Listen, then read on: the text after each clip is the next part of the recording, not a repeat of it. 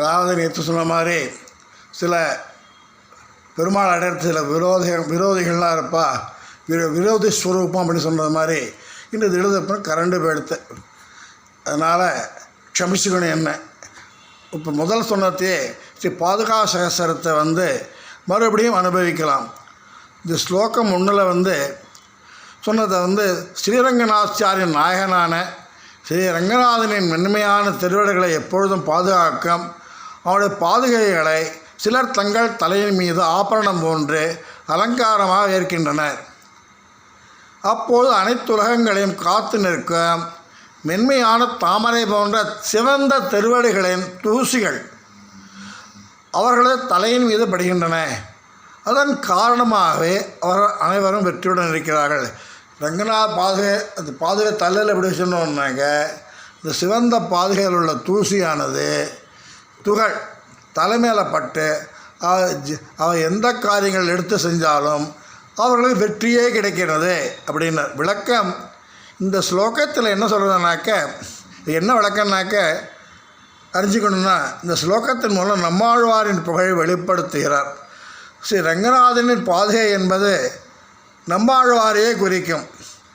ஆக நம்மாழ்வாரை தங்கள் தலைக்கு மேல் வைத்து கொண்டாடுபவர்களுக்கு அனைத்திலும் வெற்றியே.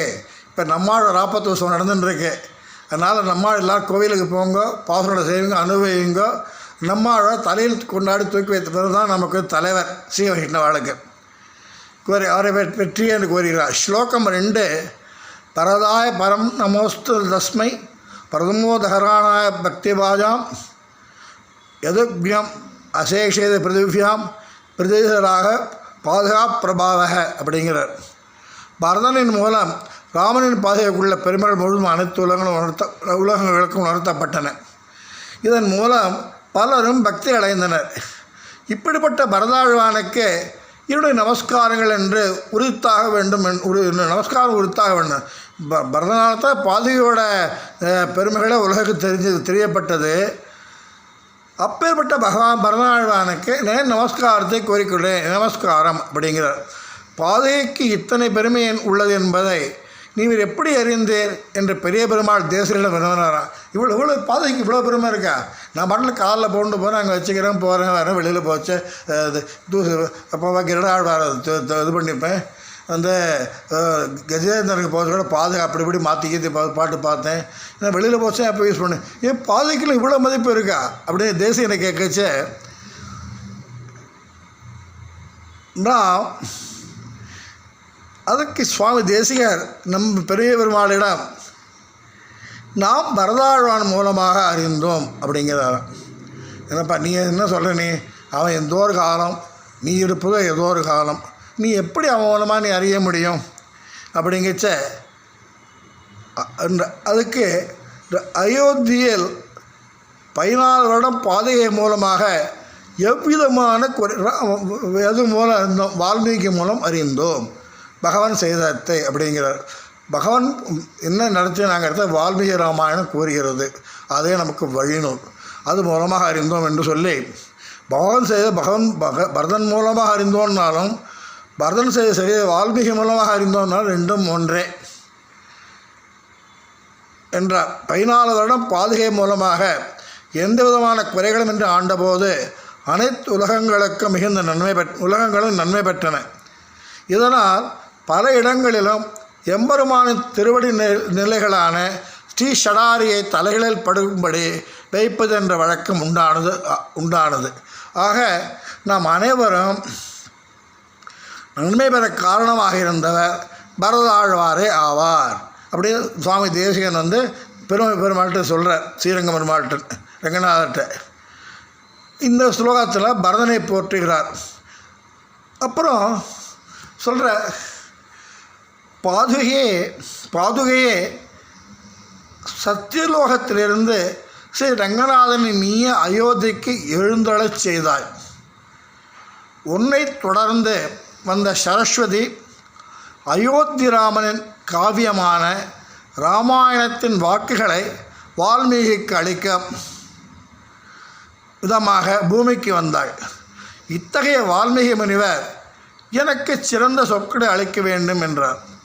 இந்த உலகில் ராமாயணத்திற்கு முன் இனிமையான காவியம் எதுவுமே இல்லையா. ராமாயணம் ரொம்ப இனிமையான காவியமாக. ஆக முதலில் தோன்றிய காவியம் ராமாயணமே ஆகும். அதுபோல முதல் அர்ச்சாவதாரமாக இந்த மண்ணில் வந்து இறங்கியவன் பெரிய பெருமாள் என்றும் நம்பெருமாள் என்றும் அழகிய மணவாளன் என்றும் போற்றப்படி ஸ்ரீ ரங்கநாதன் என்று ஒப்பு நோக்குகிறார். ஏன்னா அங்கே மண்ணிலிருந்து எதில் கொண்டு வந்தார் இல்லையா ராமர் கொடுத்து விபீஷ்ண மூலமாக. சரஸ்வதிக்கும் பாதுகைக்கும் ஒரு ஒற்றுமை தான் என்ன அப்படி இருக்கான். சரஸ்வதிக்கும் பாதுகைக்கும் ஒற்றுமை இருக்கான். அது அந்த ஒற்றுமை தான் என்ன? சரஸ்வதி முதலில் பாரத கண்டத்தில் தோன்றியதால் அவள் பாரதி எனப்படுகிறாள். பாதுகை முதலில் பரதனால் ஆராதிக்கப்பட்டதால் பாரதி எனப்படுகிறது. முதலில் பாதுகை இங்கு வந்திருக்க வேண்டும். அதனை ஒரு க்ஷணம் பிரியாதவனாக நம்பெருமாள் பாதுகைகளை தொடர்ந்து ஓடி இங்கே ஸ்ரீரங்கம் வந்தான் என்று கருத்து. இவ்வாறு வெகு அற்புதமாக ஸ்ரீ சுவாமி தேசிகன் ஸ்ரீ பாதுகா சகஸ்திரத்தில் பாடியுள்ளார். இந்த பாதுகா சகஸ்திரம் முழுவதும் நவரத்தன கற்கள் ஒவ்வொன்றும் ஒரு மாதிரி ஜொலிக்கும். ஒன்று எல்லாம் ஒரே மாதிரி ஒரு சமயத்தில் எல்லாம் ஒரே கலரில் இருக்கும், பல கலரில் இருக்கும், அந்தந்த கலர்களையும் இருக்கும். என்ன அப்பேற்பட்ட உசத்தியான உத்தமமான புஸ்தகமாக சகஸ்திர கிரந்தமாகும் ஸ்ரீ பாதுகா சகஸ்திரம். இவ்வாறு இப்போ பாரதியை பற்றி தாயாரை பற்றி பாடின ரங்கநாதனை பற்றி பாதுகையை பற்றி பாடியுள்ள இது நாம் காமிச்சது நாம் பேசியது ஒரு ஒரு அதாவது ஒரு பதத்துக்கு தான் எடுத்துட்டுருக்கேன். அதுன்னு லட்சக்கணக்கான பதங்கள் போய் ரத்தனங்கள்லாம் இருக்குது, தேடி பார்க்கணும்.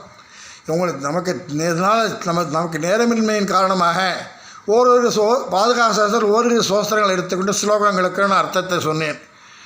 ஆகையால் இன்று திருவடிகளின் பெருமையை சொல்ல ஒரு கல்பம் போருமா? போறவே போராது. 1000 நாக்கு படைத்த ஆதிசேஷனுக்கே திருவடியின் பெருமைகளை கூற முடியாதிருக்கும் பொழுது நம்மவர்களுக்கு மிகவும் அசாத்தியமான விஷயமாக அது அசாத்தியமாக நம்மளால் சொல்ல முடியுமா? நான் ஆதிசேஷனை தடனிட்டு உட்காந்துருப்பேன் 1000 நாக்கு போகாது அப்படின்ட்டு.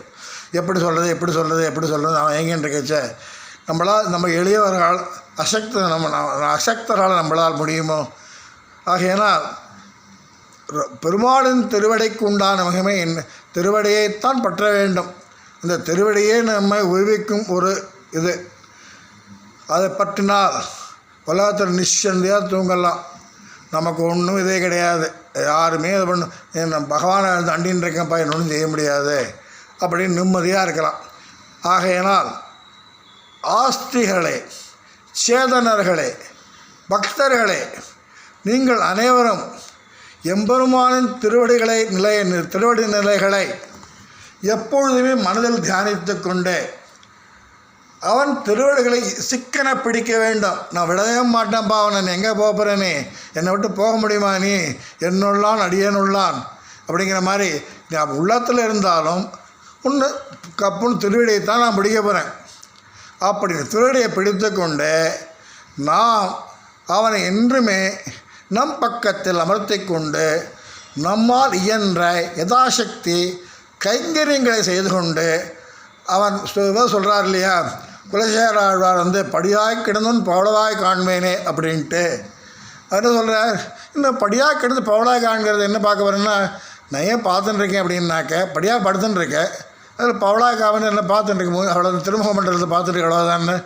அது வீட்டில் நான் செஞ்சுட்டுருக்கிற கைங்கரியங்கள்லாம் முகமலர்ச்சியாக இருக்கிறதா, முகம் விகாசிக்கிறதா, அவன் சந்தோஷமாக இருக்கின்றானா அப்படி என்று அவன் பார்ப்பதற்கு முகமலர்ச்சிக்காகவும் அது என்ன அப்பா சிரிக்கிறான்ப்பா, முகம் பிரகாசமாக இருக்குது, தலையாட்டுற மாதிரி இருக்குது, அப்படி இருக்கிறவன் நான் பண்ணுற கைங்கன்னு ஓரளவு சரியாக இருக்கும் போல் இருக்குது. அப்படியே படியாக கிடந்தும் அதுக்கு அர்த்தம் தான், படியாக கிடந்தும் பவளவாய் காண்பேனே அப்படிங்கிறதுக்கு. அதே போல் நாமும் எம்பெருமான் நம்மை ரட்சிப்பதற்கும் நாமும் நம்ம தயார் பண்ணிக்கணும். அதாவது நான் மாட்டலாம் இப்போ கோயிலுக்கு போயிட்டு வந்தாச்சு, தீர்த்தம் சீழம் வாங்கிட்டு வந்தாச்சு, முடிஞ்சு போச்சுப்பா இன்றைக்கி பெருமாளோட விஷயம் முடிஞ்சு போச்சு அப்படின்ட்டு பல இடங்களுக்கும் தேவையில்லாத இடங்களுக்கும் போகக்கூடாது. பல பல தெய்வங்களை பக்கமே திரும்ப விடாது.